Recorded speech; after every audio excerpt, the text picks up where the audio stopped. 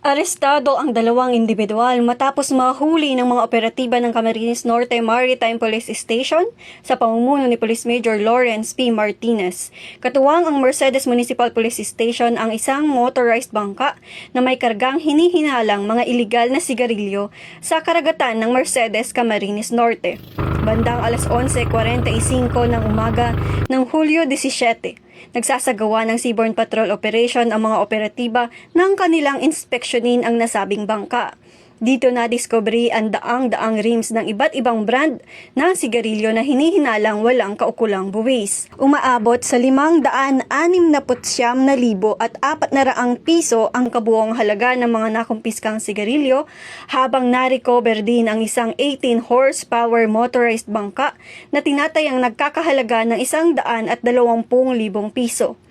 Nahaharap ngayon ang mga sospek sa kasong paglabag sa Section 263 ng Republic Act 8424 o ang National Internal Revenue Code of 1997, kaugnay ng iligal na pagdadala ng mga produktong tabako na walang kaukulang pagbabayad ng buwis.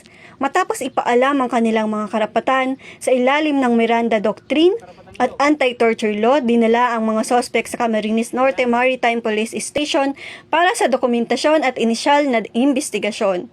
Ang mga nakumpiskang sigarilyo ay sasailalim sa valuation ng National Tobacco Administration, habang ang kaso ay isasangguni sa Bureau of Internal Revenue para sa kaukulang aksyon. Muling pinatutunayan ng Philippine National Police Maritime Group ang kanilang matatag na kampanya laban sa mga paglabag sa batas at pagpapanatili ng kaayusan sa karagatan, alinsunod sa adhikaing bagong PNP para sa bagong Pilipinas, serbisyo mabilis, tapat at nararamdaman.